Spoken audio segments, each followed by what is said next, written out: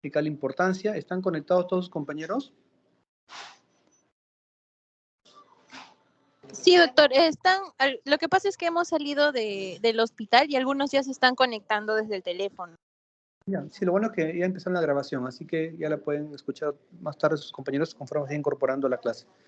Ya, vamos a empezar. Lo que son lo más frecuente, los motivos de consulta, como médicos generales, va a ser lo que es dolor de cabeza y dolor de columna. Ahora, en la parte de dolor de columna, lo más frecuente, el 90% de las lumbalgias o dolor de espalda o lumbociáticas, dolor de espalda y alrededor de la pierna, van a ceder con cualquier tratamiento convencional. Pueden ir a una farmacia, una botica, le van a dar un analgésico, un relajante muscular, hay masajes, terapias, acupuntura y una serie de tratamientos alternativos. Pero finalmente hay un porcentaje, un 10% aproximadamente, que sí van a querer ser quirúrgicos. Y este porcentaje, la gran mayoría son hernias. Y de estas hernias, un tumor puede simular un cuadro de hernia. Entonces, acá en esta clase vamos a aclarar esos detalles que tienen que tener en cuenta para hacer un diagnóstico diferencial de las hernias, ¿no? Las hernias es la cirugía que más frecuentemente realiza el neurocirujano. En cambio, en los tumores son menos frecuentes, pero el pronóstico también puede variar de acuerdo a la etiología. Hay tumores de muy buen pronóstico y hay tumores de muy mal pronóstico. Entonces, ustedes ya conocen lo que es la anatomía en la columna, las vértebras cervicales, dorsales y lumbares. Lo importante acá de la anatomía, hay que recalcar que la fractura por osteoporosis generalmente compromete el cuerpo vertebral. En cambio, la metástasis compromete más que todo el pedículo. Y otra cosa hay que tener en cuenta, que las metástasis más frecuentemente van a abarcar los segmentos dorsales. Y los tumores primarios de columna son poco frecuentes. Los más frecuentes van a ser las metástasis. Y cuando hablamos de metástasis, lo más frecuente es pulmón, mama, próstata, estómago, tiroides. Entonces, el tumor va a producir un cuadro clínico de acuerdo a su ubicación. El tumor puede estar ubicado a nivel del hueso, puede estar ubicado a nivel de la médula, que puede ser extradural, intradural, y puede ser extramedular o intramedular. Eso vamos a verlo más adelante con gráficos. Entonces, el cuadro clínico es variable, puede durar semanas o meses. Generalmente inicia generalmente el dolor es el principal síntoma de inicio, y conforme pasan las semanas o los meses, el cuadro clínico se va a hacer más intenso. Entonces, inicialmente puede haber una hemisección medular, una sección completa. Un momentito, creo que hubo problemas acá.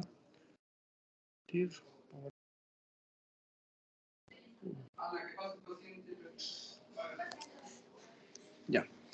Entonces, le estaba comentando que el cuadro clínico es variable. El cuadro clínico un paciente puede entrar a paraplegia en cuestión de semanas o en años. Y esto va a depender básicamente de la etiología.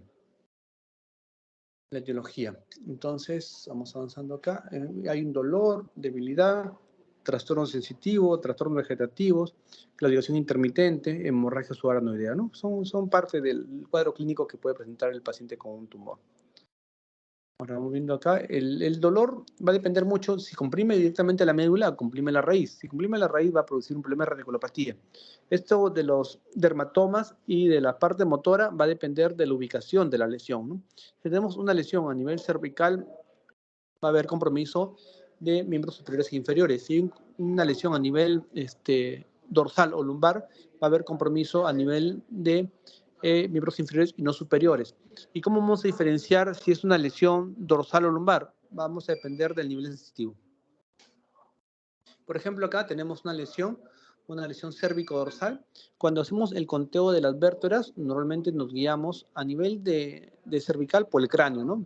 Contamos C1, C2, siempre hay un poco de dificultades para hacer el conteo. Recuerden que la vértebra cervical C1 es como una O, entonces tiene un arco anterior, un arco posterior, no tiene cuerpo vertebral. Y la vértebra C2 tiene su cuerpo vertebral prominente con una apófisis espinosa, lo cual nos puede traer ciertas dificultades cuando uno recién empieza a hacer el conteo de las vértebras. Y después ya viene la vértebra C3, C4, C5, C6, C7 y después vienen las dorsales. Entonces vamos a ver acá un cuadro clínico donde se ve una imagen heterogénea que va desde C4 aproximadamente hasta D4 en promedio. Y esta lesión es irregular y se nota que compromete la médula. Entonces va a producir un cuadro clínico de un nivel sensitivo a nivel de C4, va a haber déficit motor en los superiores e inferiores y va a haber también compromiso probablemente de esfínteres. Esta es otra imagen, es una imagen, si se dan cuenta la anterior, era una imagen bastante agresiva, compatible con glioblastoma, para que vean entendido ya las patologías más frecuentes. Y pero el glioblastoma multiforme no es una patología, digamos, frecuente a nivel medular. A nivel cerebral sí es frecuente. La proporción de tumores de cabeza a columna es de 8:1, más o menos. Y a nivel de glioblastoma multiforme, a nivel de columna no es frecuente. Sin embargo, es necesario que lo recuerden por su importancia. Es el tumor primario más agresivo que existe. Y el paciente al final, vamos a ver imágenes, que muere por la postración. En el caso del glioblastoma multiforme, a nivel cerebral, es mucho más agresivo porque hay un cuadro de hiperacción craneana. Recuerden que toda la parte del cerebro está bordeada por el hueso, por la bóveda craneana. Entonces el paciente muere de hiperacción craneana. En cambio, a nivel medular, el tumor crece, daña las fibras sensitivas y motoras y el paciente queda postrado y muere por un shock séptico, o sea, por una infección respiratoria, urinaria o cutánea. Entonces vemos acá, esta es una lesión regular, compatible con un schwannoma. Vemos ahí que dice, cuando vean una resonancia magnética van a ver las palabras CC, que es con contraste, más C contraste, más gadolíneo. Hay varias formas de acuerdo a la máquina que realiza la resonancia magnética para especificar que es con contraste. Vemos una imagen hiperintensa, redondeada. Vemos también una regla donde podemos ver el diámetro del tumor, que más o menos mide 1,5 centímetros, es irregular. Esta es otra lesión a nivel lumbar. Como les conté, a nivel lumbar, lo que hacemos es el conteo de abajo hacia arriba, vemos el sacro. Entonces, lo que está por encima del sacro va a ser la vértebra L5, L4, L3. Es una lesión que se proyecta de L3 a S1. Y este paciente va a tener un compromiso de un dolor lumbar con compromiso de miembros inferiores, una paraparesia, una paraplegia. No tiene por qué haber compromiso de miembros superiores. Y más bien va a haber también nivel sensitivo, un L3, L4 y compromiso de esfínteres. Vamos a otra imagen compatible con tumores, otra imagen con tumores. Entonces, vamos a tener los tres grandes grupos. Hay varias clasificaciones. Esta es una clasificación de acuerdo a la anatomía. Hablamos de lesiones extradurales, lo que está fuera de la dura madre. La dura madre es la membrana que envuelve la médula, igual que el cerebro, también hay dura madre. Todo lo que está por fuera de la dura madre son extradurales. Si se dan cuenta, son los tumores más frecuentes, 55%. Pero este 55%, ojo, no está representado por tumores primarios, está representado por tumores metastásicos. Metástasis de pulmón, mama, próstata, tiroides, estómago. Dentro de la porción intradural, ya que está dentro de la madre, ya vamos a ver si están por fuera o por dentro de la médula. Los más frecuentes son los que están por fuera de la médula, los extramedulares. Hablamos del meningioma y neurofibroma. Y los que están dentro de la médula, intramedulares, que son el 5%, están los astrocitomas. Y dentro de los astrocitomas, si ustedes recuerdan su clase de tumores cerebrales, va a haber grado 1, grado 2, grado 3, grado 4. Y el grado 4 es el más agresivo o maligno. Glioblastoma multiforme o astrocitoma grado 4. Otros tumores que también son frecuentes, en la parte de institutos especializados donde vienen referidos al país, hablamos de los ependimomas. Los ependimomas, el pronóstico va a depender mucho del grado histológico y va a depender mucho también si tiene o no tiene bordes definidos. Si tiene bordes definidos va a permitir la resección completa del tumor. Si no los tiene, va a haber dificultades. Entonces vemos acá el dibujito para que sea más claro. Todo lo que es blanco es la dura madre, que es la membrana que envuelve. Tiene como si fuera un guante, tiene esa consistencia similar. Todo lo que está por fuera es extradural.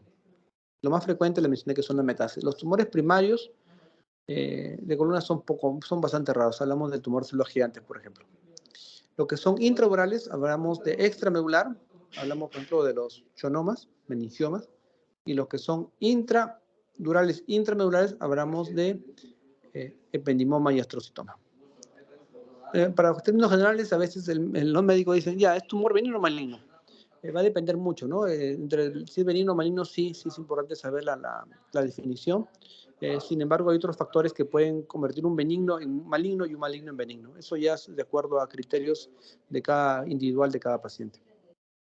Esto, por ejemplo, acá vemos una lesión de un glioblastoma multiforme y una lesión de un meningioma. Vemos en el glioblastoma multiforme que hay una lesión intramedular que se extiende desde C4 más o menos y que va descendiendo.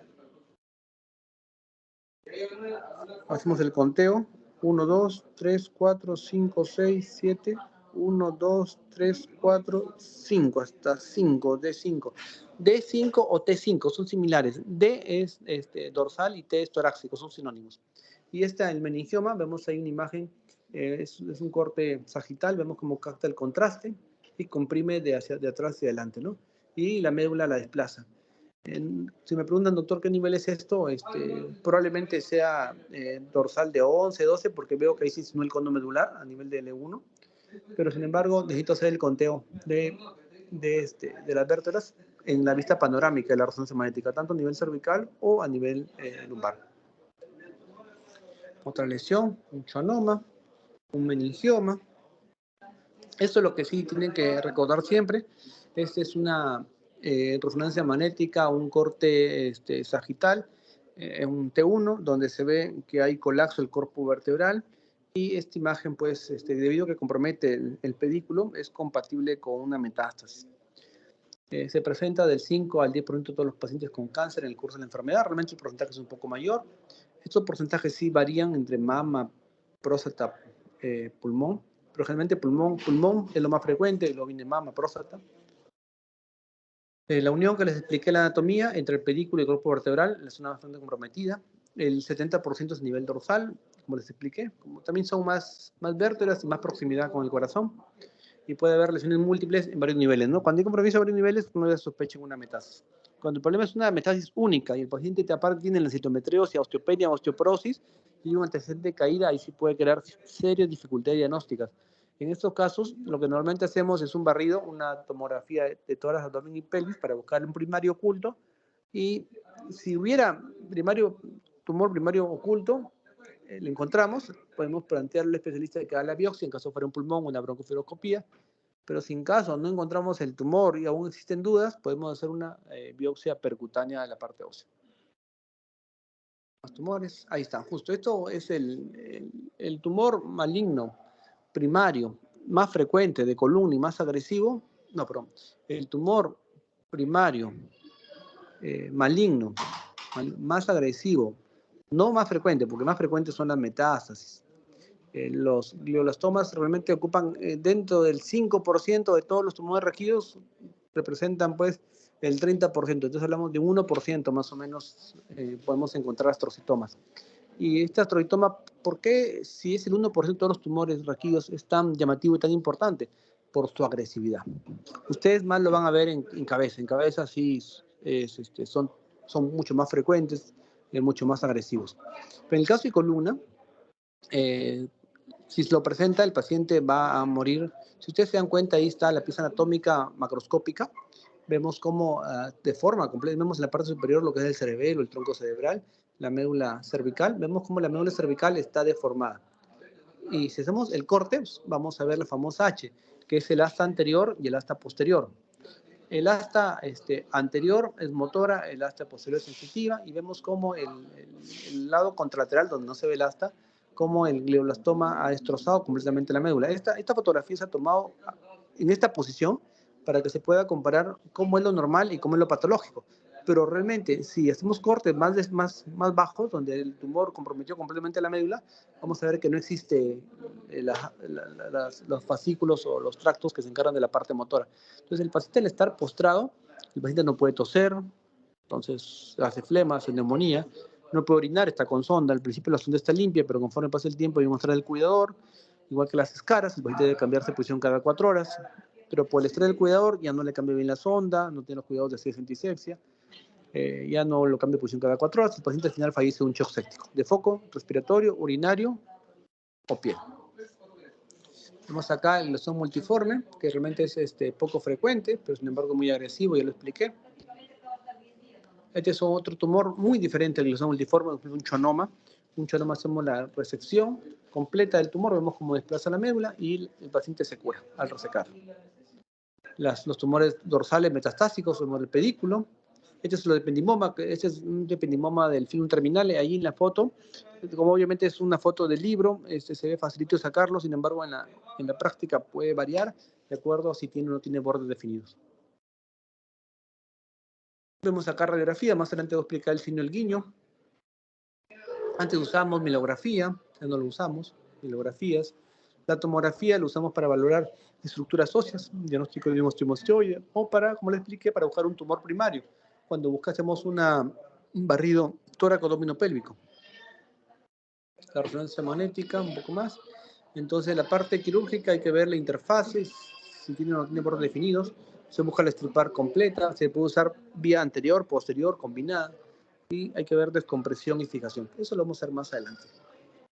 La cirugía a veces uno entra a operar y no tiene un diagnóstico. Entonces, vamos a ver qué tipo de tumor es, ¿no? Ya ha pasado más de una vez que le decimos que es un tumor maligno y decimos probable tumor maligno, siempre hay que cuidarse con la terminología, y el patólogo nos arroja que es una tuberculosis, ¿no? Un mal de Pot.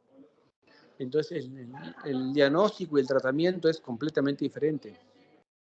La citorreducción, que es sacar la mayor cantidad de tumor, la descompresión, al descomprimir,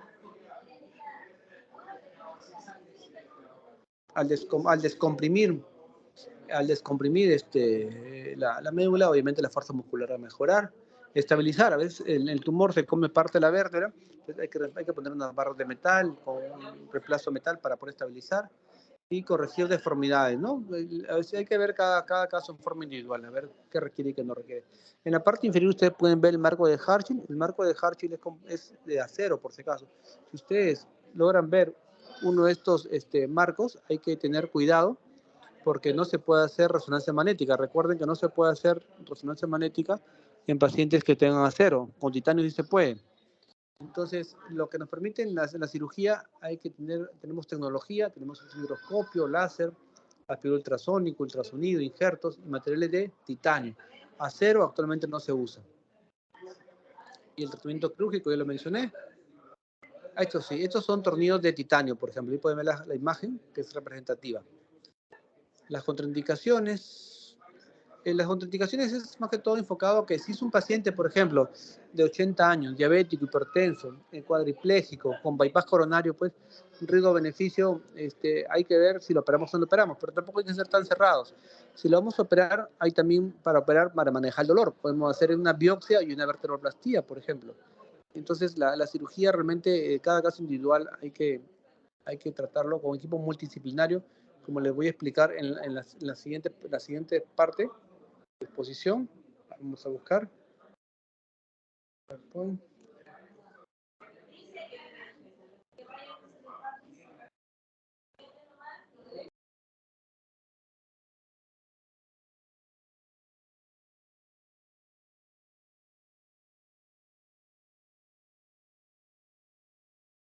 Esta es la otra parte del complemento del anterior. La anterior es una exposición clásica, ¿no? Esta segunda parte es una exposición completamente actualizada, en la cual vamos a ver algunas cositas que se tienen que complementar porque la ciencia y la tecnología avanzan. Donde acá se le da mucha importancia es a un diagnóstico y un tratamiento actualizado. Entonces, los tumores primarios son poco frecuentes, como les mencioné, ¿no? Los primarios. Representan menos del 5% de los tumores esqueléticos, ¿no? Los tumores más frecuentes en columna son las metástasis. Entonces, ustedes, yo creo que sí, al final, por más cualquier especialidad que hagan, van a terminar viendo tumores raquídeos. ¿Por qué? Porque la incidencia de cáncer ha aumentado. Y aparte que el paciente con problemas oncológicos, con cáncer, actualmente vive más, porque hay tratamientos incluso hasta curativos. Entonces, en algún momento pueden hacer metástasis. Los tumores primarios que más frecuentes dan metástasis a la columna, ya lo mencioné, pero ojo, también es pregunta de examen. Tanto a cabeza como a columna son similares. Pulmón, mama, próstata, riñón, tiroides y estómago. Y la epidemiología, si hablamos, esto ya lo busca de otro punto de vista, ¿no? En pacientes jóvenes, en los tumores de columna principalmente son benignos. En cambio, en los pacientes mayores, generalmente son malignos. Generalmente, ¿eh? Hablamos de porcentajes. Para tener la seguridad hay que hacer la biopsia. Entonces, los tumores localizados en el arco vertebral posterior suelen ser benignos. Y los que están en el arco anterior son malignos. Salvo el pedículo. El pedículo está entre ambos. Ahí sí es compatible con una metástasis. Hay que confirmarlo, obviamente. Entonces vemos acá, a nivel del arco anterior, tenemos tumores metastásicos, mieloma, linfoma, cordoma, controsarcoma, osteosarcoma, histiocytosis. El GCT es el tumor de células gigantes, el fibroma dermoplásico, hemangioma. En la parte posterior son los tumores benignos. Son tumores benignos que, si no hacen la especialidad, es poco frecuente que los vean. Hablamos del quiste óseo neurismático, el osteoblastioma, osteomostioide, el O es osteomostoide, el ABC es el quiste óseo neurismático, el osteoblastoma, condroblastoma y exostosis. Entonces, para el diagnóstico de un tumor, nos basamos en 3 pilares fundamentales: en el cuadro clínico, en las pruebas complementarias y en la evaluación anatomopatológica. El cuadro clínico, como les mencioné, el dolor presente en el 85% de los pacientes. A grandes rasgos, lo que nos enseñan en la parte de semiología es que el dolor de cáncer, generalmente, hay que ver si es en qué momento del día y en qué momento de actividad física. Los tumores tipo cáncer generalmente no están relacionados con el ejercicio. O cuando uno hace ejercicio, la hernia crece, entonces aumenta el dolor. En cambio, el cáncer generalmente es más nocturno, en el reposo. En cuanto al déficit motor, el déficit motor lo puede producir tanto una hernia como un cáncer, sea benigno o maligno, porque si hay una estructura que comprime en la médula o la raíz, va a haber obviamente problema sensitivo, problema motor. Y el síndrome constitucional, que es un paciente con fiebre, pérdida de peso, sudoración nocturna, obviamente es algo llamativo, es una bandera roja que el paciente realmente requiere ser hospitalizado y evaluado para determinar la causa, porque podría ser un cáncer o podría ser una tuberculosis también. Entonces, las pruebas complementarias, hablamos de hemograma. Generalmente pedimos hemograma para ver la hemoglobina, ¿no? O para ver si de repente están disparados los leucocitos, ¿no? Por tanto, en leucemias o linfomas. El BCG y el PCR también se pueden elevar, son respuestas inflamatorias inespecíficas. La función hepática generalmente se puede elevar cuando está acompañado con una metástasis hepática. La inmunoelectroforesis, proteína en orina, calcio, fósforo, fosfato alcalina, urigratinina, en mieloma múltiple. Y generalmente el oncólogo lo puede pedir, o también lo puede pedir cualquier otro médico, cuando quieres marcadores tumorales, ¿no? Aparte pide la tomografía de tórax abdominal con contraste, pide marcadores tumorales como el PSA para próstata, el CA15-3 y el CEA, que son para ovario y para estómago, para intestino, buscando metástasis. Pruebas complementarias. Las pruebas complementarias, por ejemplo, una radiografía puede ser, por ejemplo, normal en estados iniciales, ¿no? A veces no tenemos resonancia magnética donde estamos trabajando y tenemos una radiografía. Entonces, para que cuando hay destrucción trabecular, o sea, destrucción de la vértebra, se tiene que destruir del 30 al 50% de la vértebra. O sea, tiene que destruirse entre la tercera parte, la mitad de la vértebra, para que en la radiografía podamos ver una imagen que nos haga sospechar de un cáncer. Aquí vemos el signo del guiño. El signo del guiño vertebral, en la proyección posterior anterior, AP, va a haber desaparición de un pedículo. Como ya le mencioné, el cáncer o metástasis generalmente compromete el pedículo. Entonces, cuando el pedículo se destruye,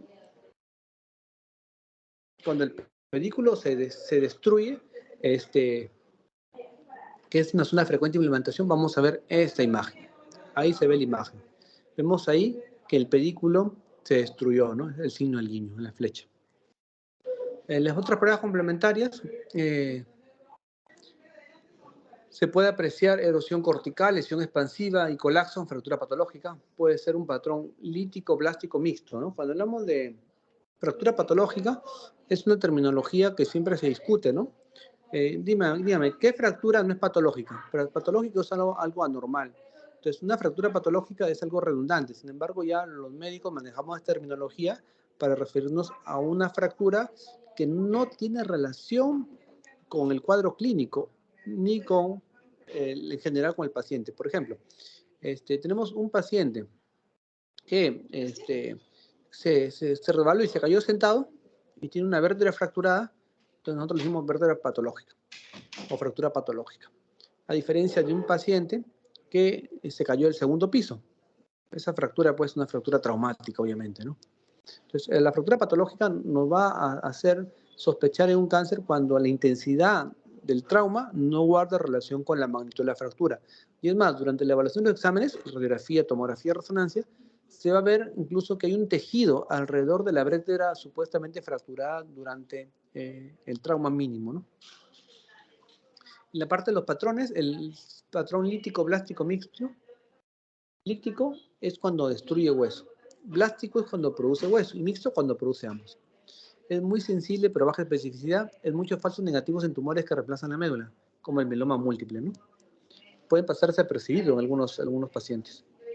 La resonancia magnética distingue tumores e infecciones, generalmente. Le voy a mostrar imágenes donde hay patrones típicos de tuberculosis que se van a quedar sorprendidos. La sensibilidad aumenta con uso de gadolínio. Gadolínio es el contraste que usamos, que le metemos por la vena y va a pintar cuando hay actividad. Recuerden que el gadolínio no solamente pinta cuando es cáncer, el gadolínio también pinta cuando es una malformación arteriovenosa o cuando hay un proceso infeccioso. Sin embargo, hay parámetros de las características de la imagen que nos pueden ayudar a diferenciar uno u otro tipo y permite la valoración de partes blandas. Vemos acá, por ejemplo, una resonancia magnética, un corte transversal. Vemos ahí la reglita, vemos que en el lado derecho y el lado izquierdo, en el lado izquierdo, a nivel del cuerpo vertebral, a nivel del canal y a nivel paravertebral izquierdo, hay una gran lesión que está destruyendo y comprimiendo el canal. La tomografía valora la destrucción ósea y la estabilidad de la vertebral. Muy útil en el diagnóstico osteomostoide. El osteomostoide puede pasar desapercibido en el resto de exámenes. Es imprescindible la tomografía. La biopsia se puede hacer con arco en C o se puede hacer con tomografía. Estos son los patrones lítico, blástico y mixto. Las patologías metastásicas que dan patrón blástico y patrón lítico. Lesiones líticas, riñón, pulmón, mama, plásticas, próstata, cervicouterino y mama, y lesiones mixtas, mama y pulmón. Esto es un trabajo básicamente en cuanto a porcentaje o estadísticas, pero necesariamente la biopsia nos va a determinar qué tipo exactamente de cáncer es. Incluso la biopsia nos va a permitir el estudio genético, ¿no? Que va a determinar cierto tipo de tratamientos con anticuerpos monoclonales. Vemos acá lo que es PEC y SPEN, que también ayudan a detectar lesión metabólica, metástasis. La angiografía toma un papel importante en la embolización preoperatoria. El tumor, a veces entramos a operar, sangra mucho y tenemos que terminar la cirugía porque se le cayó la presión arterial. Entonces, nosotros en la resonancia magnética, de acuerdo a las características de la imagen, de acuerdo al contraste, vemos que es un tumor sangrante, vamos a pedir una interconsulta a neurocirugía vascular para que embolice o neutralice los vasos que nutren al tumor, para que durante la cirugía el tumor sangre menos de lo que normalmente hubiera sangrado. En la angiografía también se puede usar con fines curativos en el quistosoma reumático y en el hemangioma, ¿no? Obviamente durante el procedimiento se toma muestra y se puede hacer de arteroplastía. Paliativo en algunos tumores irresecables, ¿no? Que disminuye el flujo. Eso es relativo. Vemos acá imágenes de angiografía en el nivel de la columna, vemos cómo se pinta con el contraste y lo define. Hay imágenes, por ejemplo, en la segunda que pinta enormemente, ¿no? Entonces, cuando uno va a operar el tumor, se va a encontrar con gran sangrado. En cambio, si embolizamos las aferentes que nutren al tumor, el sangrado va a ser mucho menor. Determinar el grado histológico, el trayecto de la biopsia y los márgenes deben resecarse la cirugía al hacer la biopsia percutánea, ¿no? Transpedicular o lateral. Se realiza, la biopsia se puede hacer por punción, aspiración con aguja fina en caso de hematológicos, hablamos de biopsia a nivel de esternón, a nivel de pelvis, o guiado por trocánter con tomografía o radioscopía, tumor óseo. Tenemos aquí la determinación de grado histológico, biopsia. La biopsia percutánea y biopsia abierta. La percutánea tiene una menor cantidad de tejido, si es verdad, su agresión es menor y puede guiarse por, como les expliqué, por fluoroscopía o por tomografía. El estadio oncológico, esto ya es con fines multidisciplinarios, lo que es el grado histológico, el estado compartimental y la presencia o ausencia de metástasis. No es lo mismo un paciente con un tumor benigno que no invade compartimientos y sin metástasis que un tumor maligno que invade compartimientos y que tiene metástasis. El pronóstico cambia radicalmente. Entonces, en cuanto al histológico, como le mencioné, benigno, y dentro de maligno hay bajo grado y alto grado. A nivel de compartimental, el intracapsular pues, es un tumor que está ahí en su lugarcito, ¿no? En cambio, intracompartimental o extracompartimental ya son tumores más agresivos que van mucho más allá. Y la metástasis es importantísima. Antes de 30 años nos enseñaban de que la metástasis no se operaba, ¿no? Actualmente, debido a que los tratamientos oncológicos han mejorado y debido a la tecnología, a menor tiempo operatorio, menos cicatriz, procedimientos endoscópicos y percutáneos, actualmente la metástasis sí se opera. El objetivo del tratamiento quirúrgico va a ser control local del tumor, prevención de la diseminación sistémica, reducción del dolor, preservación o restauración de las funciones neurológicas y mantenimiento de la integridad de la columna vertebral. La extirpación quirúrgica del tumor debe seguir una técnica oncológica apropiada. Vemos acá el tratamiento quirúrgico es multidisciplinario. Ya se ha demostrado que los comités multidisciplinarios disminuyen la morbimortalidad de un paciente. ¿Qué incluye un comité multidisciplinario? Un comité multidisciplinario incluye un oncólogo, un radioterapista, un radiólogo, un neurocirujano y un anatomopatólogo. Es el equipo mínimo. ¿Y por qué es tan importante? Porque el neurocirujano sabe ver resonancias magnéticas. Sin embargo, un médico radiólogo le puede determinar si hay metástasis adicionales, puede determinar si el tumor invadió más allá del compartimiento, qué tan comprimida está la médula, te puede dar orientación de que de repente pasa desapercibido, porque es muy importante que si operar tienes que tener una buena planificación quirúrgica. Puede venir acá el oncólogo y te dice, ya, muy bien, doctor, yo quiero operar a mi paciente que tiene una metástasis de columna de pulmón, pero por si acaso le aviso que la metástasis producto del cáncer de pulmón, el paciente no va a vivir más de 3 meses. Entonces uno ya valora qué tipo de procedimiento va a ser. Va a ser un procedimiento agresivo de resecar completamente la metástasis, con una reconstrucción, con metal, una cirugía de 12 horas, o de repente va a ser simplemente una biopsia percutánea con una vertebroplastía que le demora 1 hora, que es mínimamente invasivo. Entonces es importante la opinión del oncólogo. Podemos pedir la opinión del neurocirujano vascular. Si lo vemos muy vascularizado el tumor, podrían por favor embolizarlo para que el sangrado sea menor y podemos resecar con más fácil el tumor. También se puede hacer. Y el anatomopatólogo es importante también, ¿no? Para ver, donde determine qué tipo de tumor es, qué pruebas adicionales se le pueden hacer de inmunohistoquímica o de genética para ver qué tratamiento es el más adecuado para él. Entonces es lo mismo, ¿no? Si voy a hacer una incisión intralesional, en bloque o radical. Tratamiento paliativo. El tratamiento paliativo actualmente toma mucha fuerza, ¿no? Porque les expliqué que los pacientes oncológicos viven más tiempo, entonces hay que buscarle calidad de vida. Lo que buscamos en la parte neuroquirúrgica, disminuir el dolor, estabilizar la columna, descomprimir para mejorar la función neurológica de fuerza muscular básicamente. Procedimientos, cifoplastía, descompresión, estabilización percutánea. También tenemos los tornillos percutáneos, ¿no? Que son mínimos. ¿No? Por ejemplo, acá, un tratamiento paliativo de un tumor maligno. Vemos cómo se hace la estabilización de la columna con 8 tornillos, con barras de metal de titanio.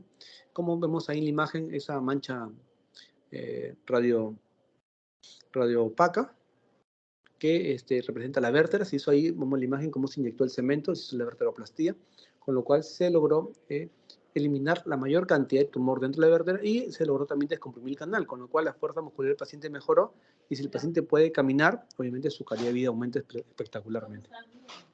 Otros tratamientos hablamos de radioterapia. La radioterapia ha tomado otras cosas mucho más importantes. Lo que es la radioterapia, hay la convencional y la no convencional. Aquí el detalle básicamente es tecnología, y la tecnología va acompañada con costos. El costo entre una y otra es bastante importante. Sobre todo la terapia adyuvante para control local o disminuir la recidiva local. Entonces tenemos la elección si la cirugía no se logran márgenes libres. Tenemos la convencional, que es fotones.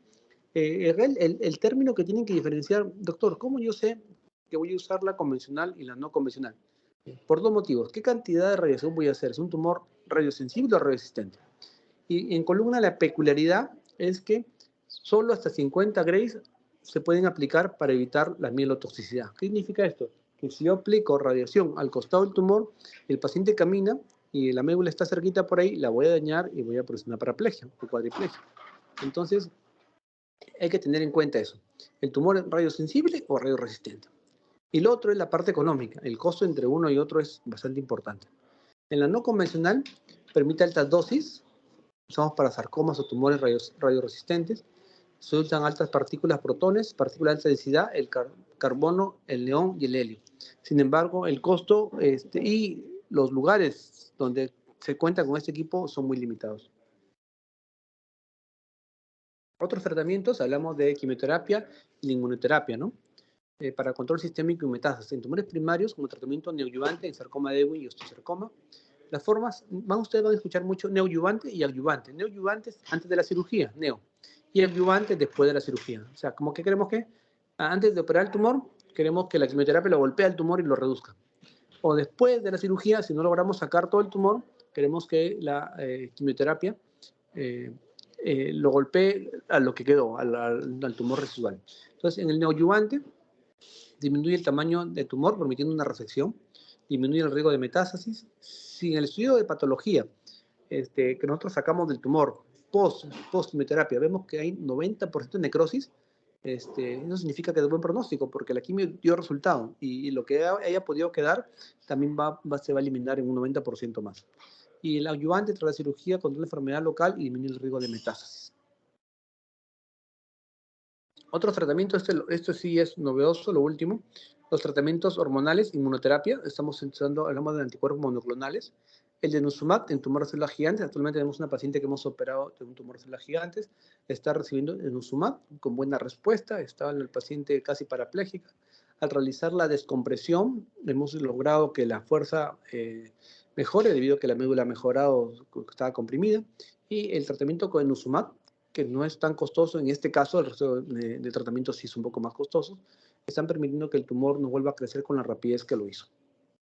El sorafenib en metástasis ósea de cáncer renal y el imatinib en cordoma.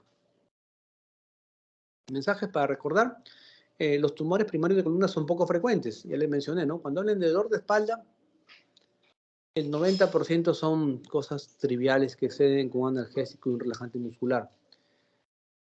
Los tumores más frecuentes son las metástasis, pulmón, mama, próstata, riñón. Entonces, aquí hay bandera roja que hay que tener en cuenta. Si el paciente tiene un paciente de cáncer y tiene dolor de espalda, bandera roja. Si el paciente presenta fiebre, bandera roja. No solamente las infecciones como la tuberculosis dan fiebre, también el cáncer da fiebre.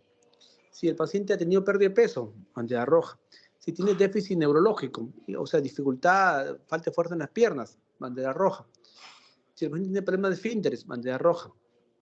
Si el paciente tiene un problema de dolor a predominio nocturno de gran intensidad, bandera roja. Entonces, eso nos amerita a pedir una resonancia magnética o transferirlo al especialista. Los comités multidisciplinarios, como ya les dije, están tomando gran importancia.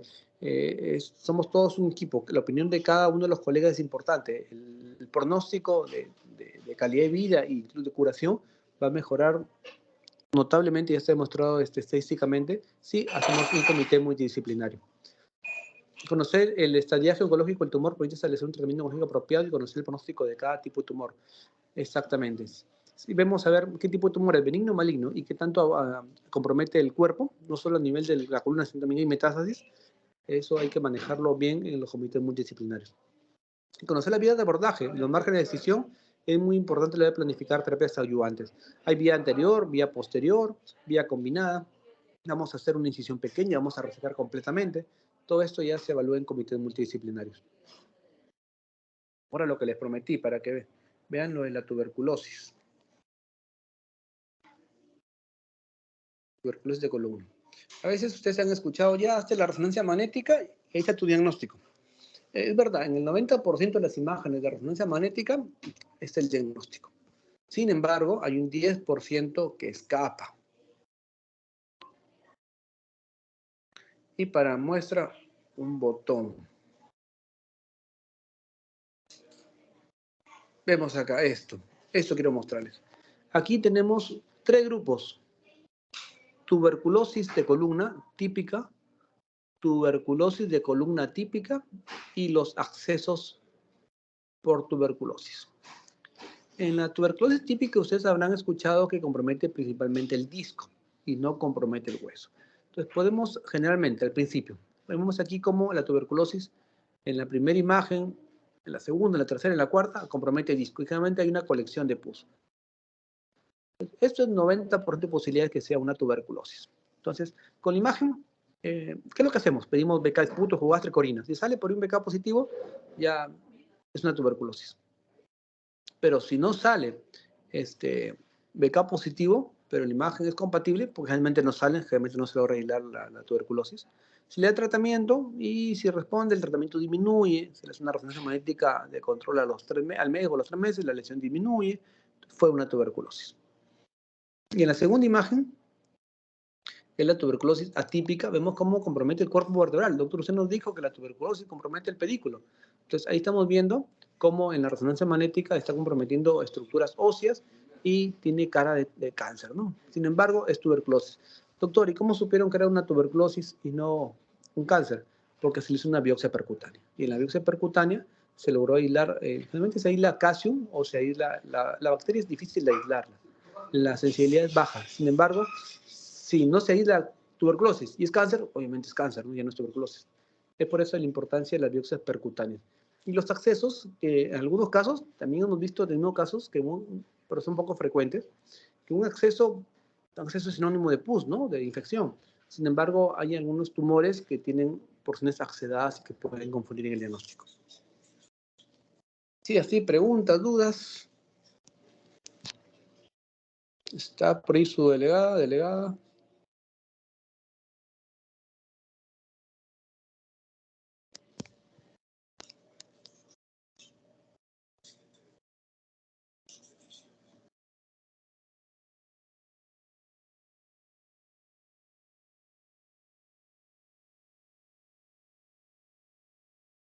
¿Sí? ¿Alguna pregunta, alguna duda de la parte de tumores raquídeos?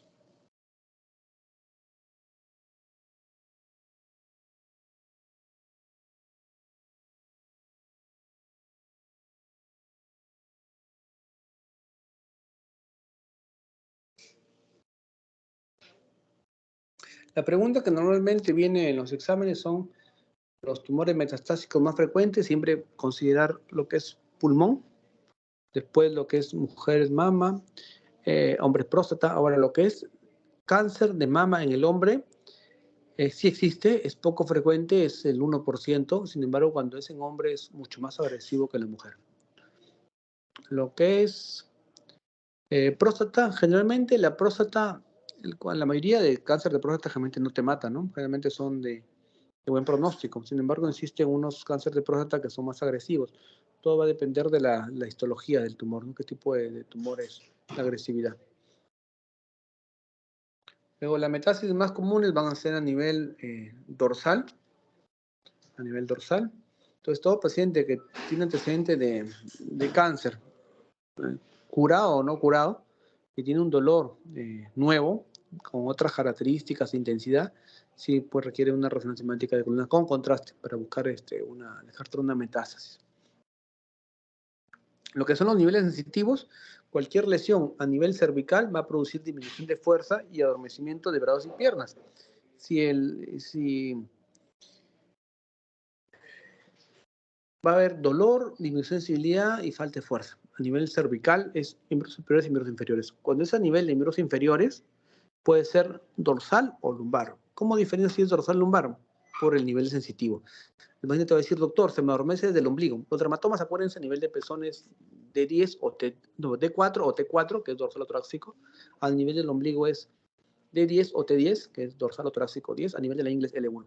Si el paciente te dice, doctor, se me adormece desde el ombligo y no, me falta fuerza en las piernas, yo estoy pensando que el compromiso es a nivel dorsal. Entonces, el dorsal puede ser cáncer, puede ser una tuberculosis, puede ser otras patologías, ¿no? Pero ya tengo localizado el nivel y hace el segmento que voy a buscar en la resonancia magnética. Listo, ¿hasta ahí si no hubiera ninguna pregunta, duda? Damos por concluida la clase. Todo claro, doctor. Creo que claro, ¿no? Listo, ok. Cualquier pregunta o duda me la pueden mandar por WhatsApp en algún caso específico. Hasta luego. Listo, muchas gracias, doctor. Listo, estamos viendo. Hasta luego.